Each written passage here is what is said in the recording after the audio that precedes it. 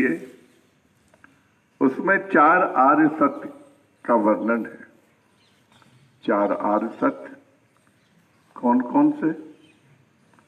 दुख है, दुख का कारण है, दुख से बचने का उपाय है और इसके लिए मार्ग है। दुख है, भगवान बुद्ध ने दुख को एक संवेदना बताया है। दुख हमारे मानसिक अवस्था में हमें विषाद दे, जो पीड़ा पहुंचाए, कष्ट पहुंचाए, उसे दुख कहते हैं।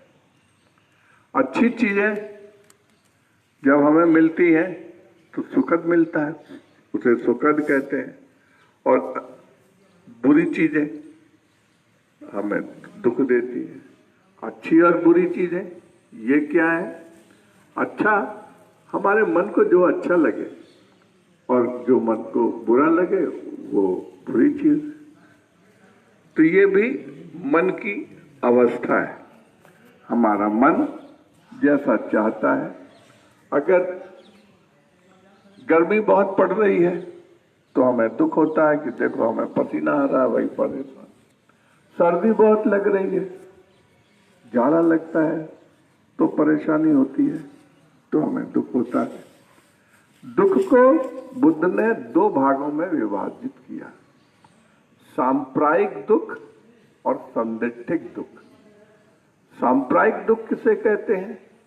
सांप्रायिक दुख कहते हैं वो दुख जो कुदरत ने आपको दिए हैं, उससे आप बच नहीं सकते। जैसे बिजली तड़प करके, बिजली कड़क होकर गिर जाए और किसी व्यक्ति पर गिर जाए तो वो व्यक्ति मर जाता है। पहाड़ टूटकर गिर जाए, मकान गिर जाए, बीमारी हो जाए, महामारी हो जाए, आग लग जाए, या ट्रेन से एक्सीडेंट हो जाए, या जो कुछ भी हो, हारी दुखारी जो कुछ भी होता है, जो प्रकृति के द्वारा, भूकंप के द्वारा, बाढ़ के द्वारा, ये जो कुछ घटनाएं होती हैं जिसमें आदमी की जान तक चली जाती है, इसे सांप्रायिक दुख कहते हैं। एक दूसरा दुख है संदिग्धिक दुख। संदिग्धिक दुख जो हम देखते हैं, वो दुख जो हम खुद पालते हैं। जैसे आपने कोई शेर पाल लिया हो, अगर पालतू है और वो आपकी बात मानता है तो ठीक है, लेकिन अगर वो आपको क्रोध में आ जाए तो आपको ही खा जाएगा। संदिग्धिक दुख वो दुख है जो मनुष्य को अपने भीतर स्वयं पैदा कर लेते हैं, खुद पैदा कर लेते हैं। भगवान बुद्ध कहते हैं कि हम आपको जो उपदेश दे रहे हैं, ये संदिग्धिक दुखों को दूर करने का उपदेश दे रहे हैं। सांप्रायिक दुख को दूर नहीं कर सकते। कुदरत का करिश्मा है, जो होगा तो होगा। लेकिन दूसरे धर्म वाले कहते हैं कि हम सांप्रायिक दुख को भी खत्म कर सकते हैं। हमारा दावा है कि अगर तुम ईश्वर की पूजा करोगे, खुदा की पूजा करोगे, तुम उसकी मन्नत मानोगे, तो वो तुम्हें हर हाल में बाढ़ से, भूकंप से, ज्वालामुखी से, नाना प्रकार के प्रकोपों से, महामारी से बचा लेंगे। लेकिन बुद्ध के धर्म में इनसे बचा नहीं जा सकता। इसके लिए कोई प्रार्थना भगवान बुद्ध ने करने के लिए नहीं कहा है। मेरे बंधुओं, संदिग्धिक दुख हम खुद पालते हैं। आपको समझ में आना चाहिए संदिग्धिक दुख है क्या। आखिर संदिग्धिक दुख है जो हमारे मन में हमारी इच्छाओं के द्वारा हम दुख पाल लेते हैं। जैसे एक छोटा सा उदाहरण देते हैं कि कोई आदमी जा रहा हो और हमने उसको डांटते हुए कहा, बे इधर आ, कहाँ जा रहा है साले, इधर आता है कि नहीं तू। गाली दे के बोल दिया, उसको गुस्सा आ गई, उसने 2-4 चपेटे हमको मार दिया, मेरे को चोट लग गई, खून निकल आया, पट्टी बांधनी पड़ी, या मान लो उसके साथ वाद विवाद ज्यादा हो गया, केस चला गया, थाने कोर्ट कचहरी में गया और हमें जेल जाना पड़ा या थाने में बंद होना पड़ा। तो ये जो कारण है, जो मैंने अपने दुखों को खुद पैदा किया है मेरे भीतर, मैं जिस दुख को, और दुख कैसे पैदा होते हैं? अपने कर्मों के अनुसार, जैसा कर्म करोगे उसका फल वैसा ही मिलेगा। तो दुख एक संवेदना है, दुख एक ऐसी चीज है जो हम अपने भीतर पैदा करते हैं। एक छोटी सी कहानी सुनाऊंगा, बहुत छोटी सी है, कि एक फकीर था अरब देश में, और उसने खच्चर लिया और खच्चर पर बैठ करके चला जा रहा था। किसी कस्बे में गया, वहां पर वो रात हो गई। उसने कहा यहाँ ठहरने को मिलेगा क्या? तो कुछ लोगों ने कहा हाँ, खच्चर इस पेड़ से बांध दीजिए, यहाँ आराम करिए, आपको भोजन पानी देंगे, फकीर है आपका तो सब ख्याल रखेंगे। बांध दिया। वो गांव चोरों का गांव था।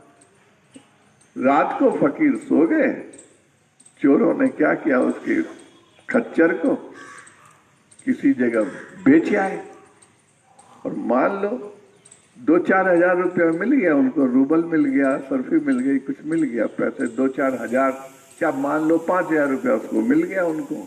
उससे उन्होंने फंक्शन किया रात को। उसी समय खूब तो डेग बजा, माइक लगा, नाच गाना शुरू हुआ, मीट बना, और उसके साथ शराब भी आ गई।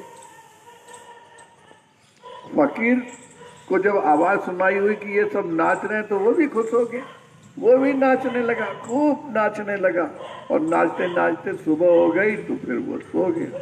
सवेरे उठा तो उसने कहा मैं चलना है भाई, यहाँ चलना है, तो खच्चर खूंटे पर बना हुआ हो तो मिले। खच्चर तो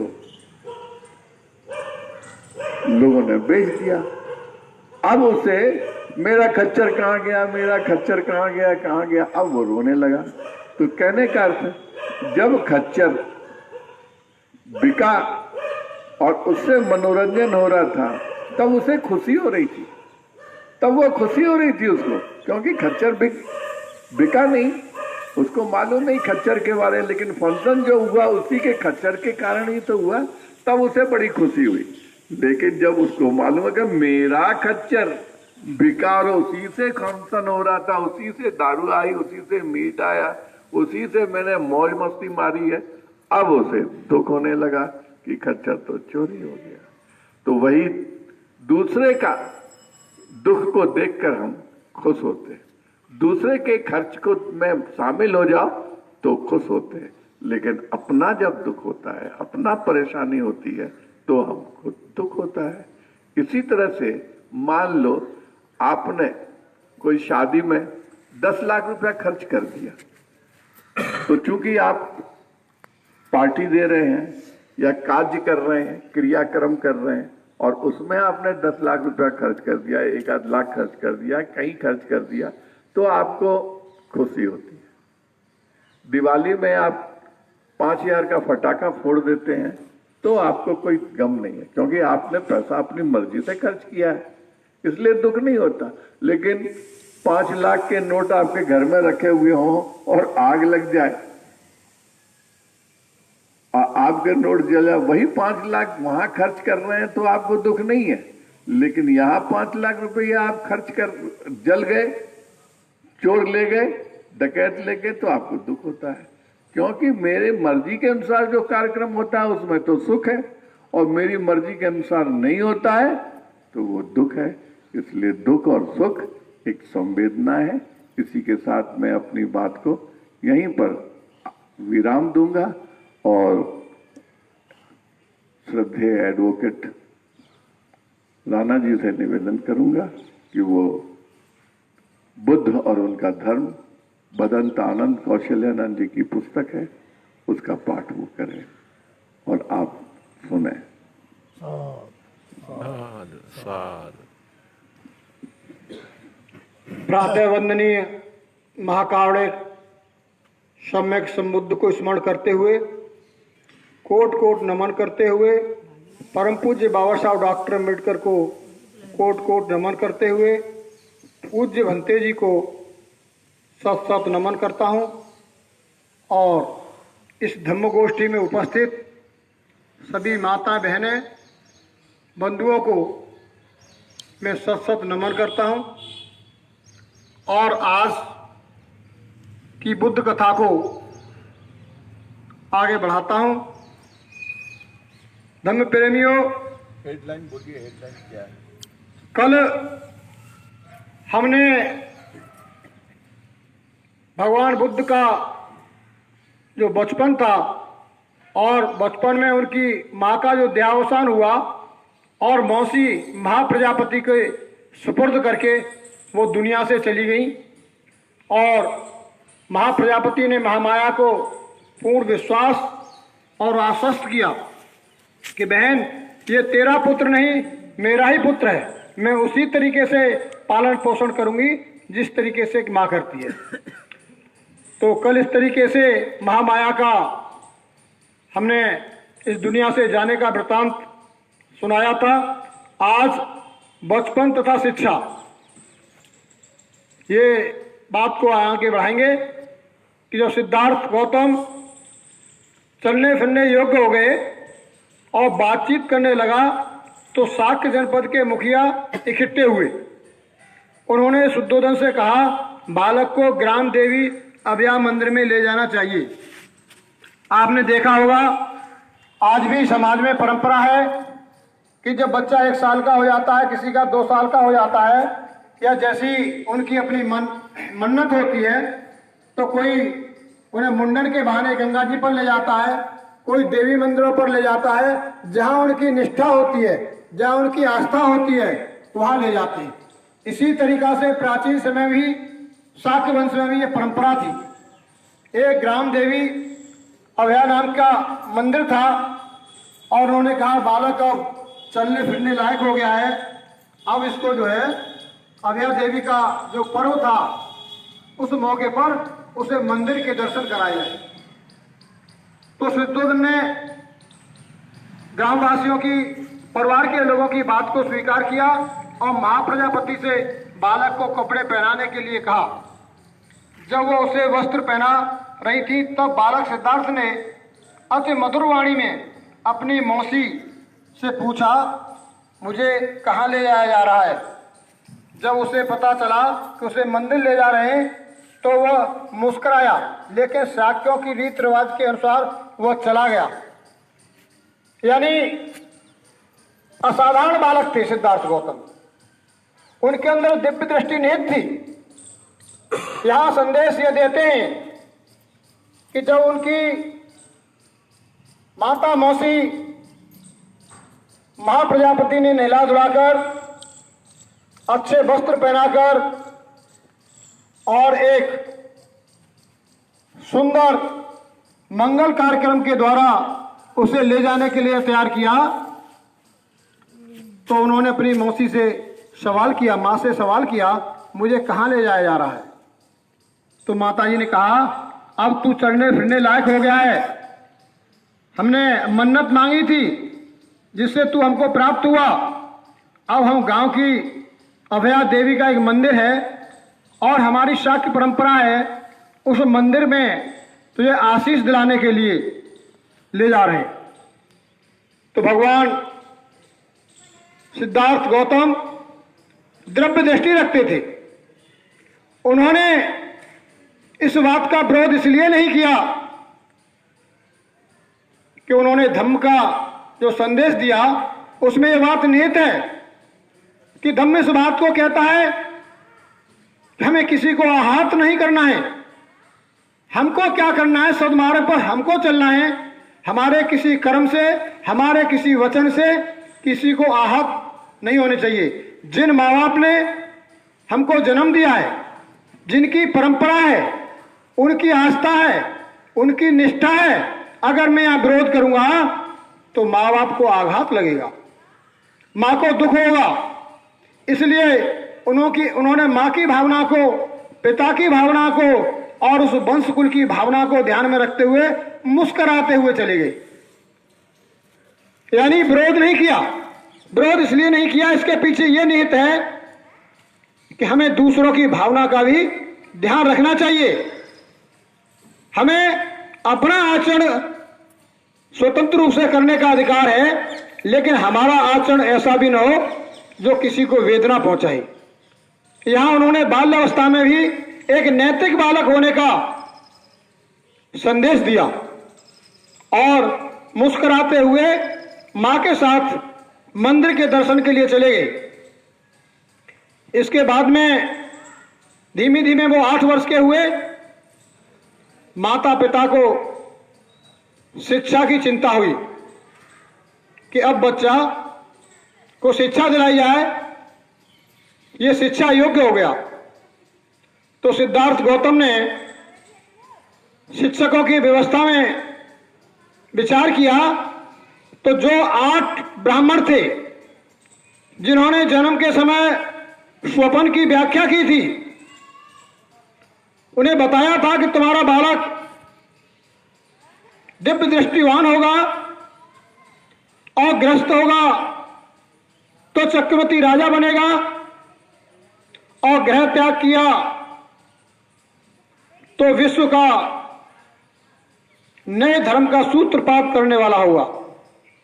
उन्हीं 8 ब्राह्मणों को राजा ने बुलाया और सिद्धार्थ गौतम की शिक्षा का जिम्मा उनको दिया।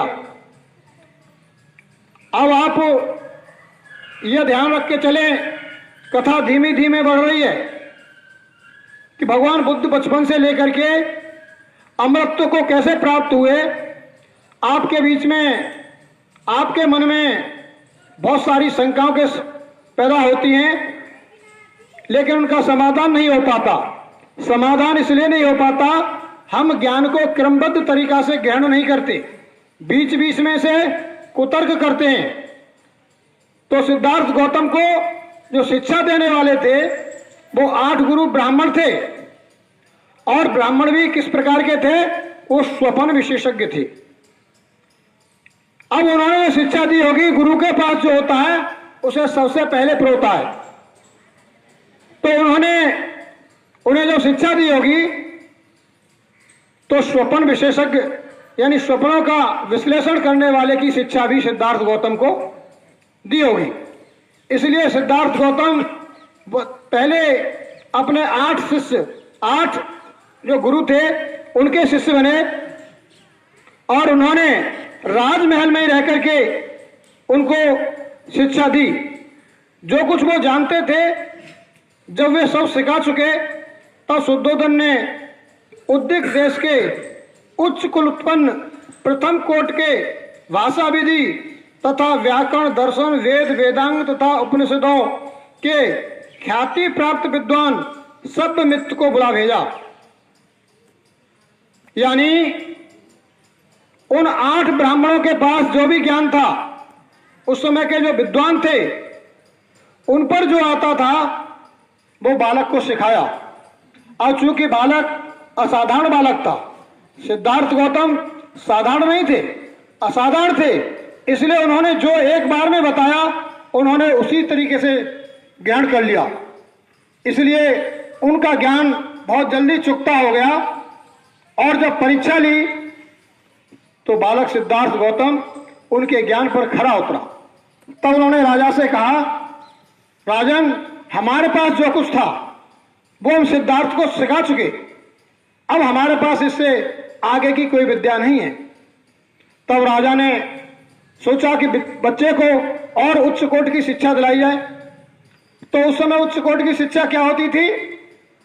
जो वेदों में पारंगत हो, जो उपनिषदों का ज्ञाता हो, जो उस समय की जो प्रचलित विद्याएं थी उनमें पारंगत हो, वह उस समय की उच्च शिक्षा थी। तो सिद्धार्थ गौतम ने उस समय उद्दिक देश था, एक प्रदेश, आजकल प्रदेश कहते हैं, उस समय छोटे छोटे जो राज्य होते थे उन्हें भी जनपद कहते थे। ऐसे ही एक उद्दिक देश था, वहां उच्च कुल के उत्पन्न प्रथम कोट के भाषा विधि यानी जो भाषा विशेषज्ञ थे तथा व्याकरण और व्याकरण के ज्ञाता थे, दर्शन शास्त्र, वेद वेदांग तथा उपनिषदों के ख्याति प्राप्त विद्वान सभ्यमित्र गुरु को बुलाया। यानी दूसरे उनके गुरु कौन हुए?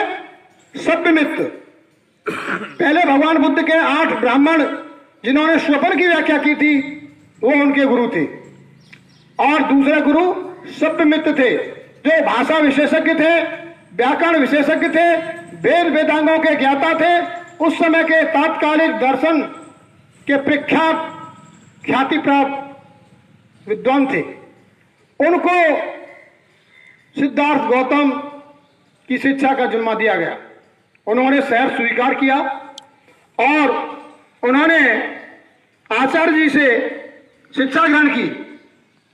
जब उनके हाथों पर जब शिक्षा ग्रहण पूरी करा दी गई और उन गुरु ने भी कहा कि मैंने सिद्धार्थ गौतम को जो कुछ मैं जानता था व्याकरण के बारे में, भाषा विशेषज्ञता के बारे में, और उपनिषद और वेद और वेदांगों के बारे में और तात्कालिक दर्शन के बारे में, वो मैंने सब सिखा दिया है।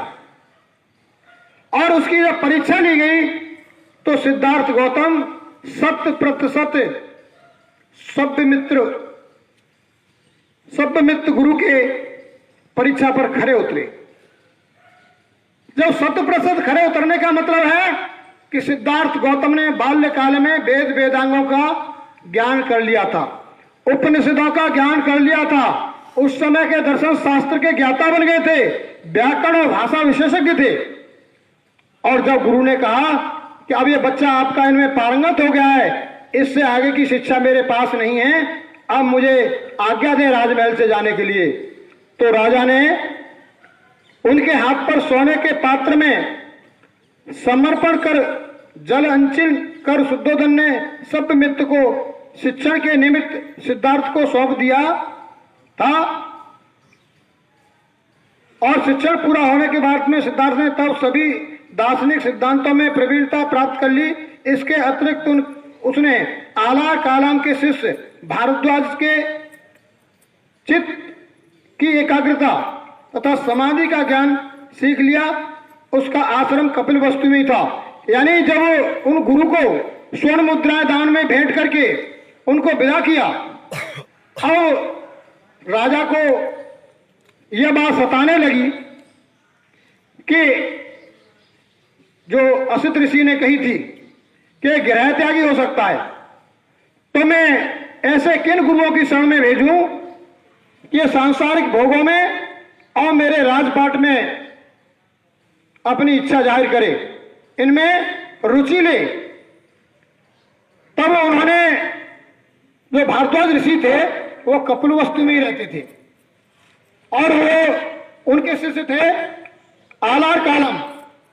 वो समाधि यानी चित्त की एकाग्रता और समाधि का अभ्यास कराते थे। उन्हें उनके आश्रम में जाने की अनुमति दी। जब उन्हें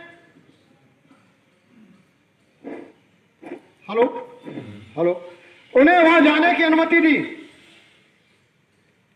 प्रिय धन बंधुओं, ध्यान रखें, बात को पकड़ के चलें, आपकी तमाम शंकाओं का समाधान हो जाएगा।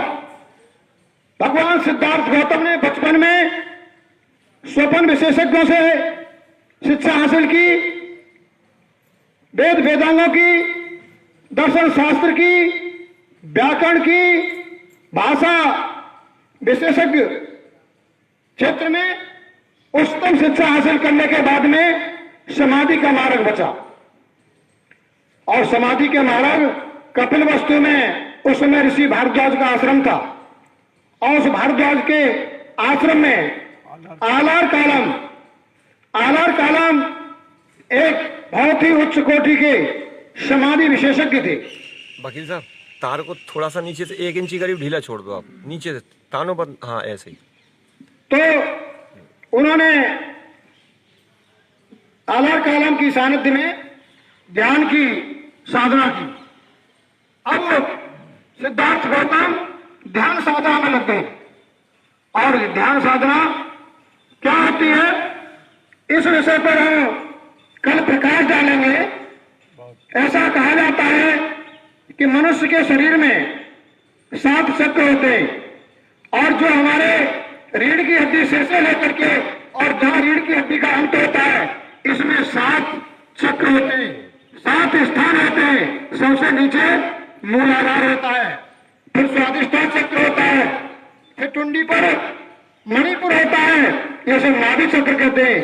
यहाँ अनाहर चक्र होता है और यहाँ विशुद्धि चक्र होता है, यहाँ हमारे आज्ञा चक्र होता है और यहाँ शास्त्र चक्र होता है। इस प्रकार से 7 अवस्थाओं से वो गुजरेंगे। इस विषय पर हम कल प्रकाश डालेंगे। आप लोगों ने ध्यानपूर्वक इस अमृतवाणी को सुना, आप निश्चित रूप से लाभान्वित होंगे।